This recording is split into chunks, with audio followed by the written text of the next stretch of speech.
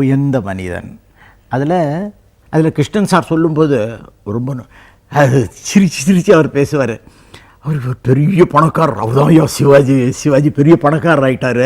இந்த மேஜர் சுந்தரராஜன் ஒரு டிரைவர் ஆகிட்டார். மனசை விட்டு ரெண்டு பேருக்கும் பேச முடியலை. ஒரு காட்டுப்பகுதிக்கு காரில் தனியாக போகிறாங்க.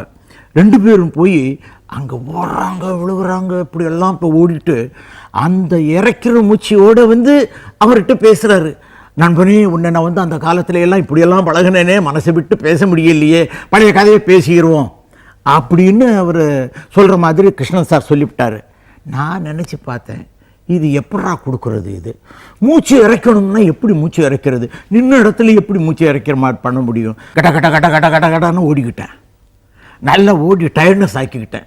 டயர்ட் சார் உண்டு கொடுங்க சார், உண்டு கொடுத்த உடனே அப்படி இங்கே வந்துட்டு அந்த ஓடின ஒரு வேகம் இருக்குது பாருங்கள்.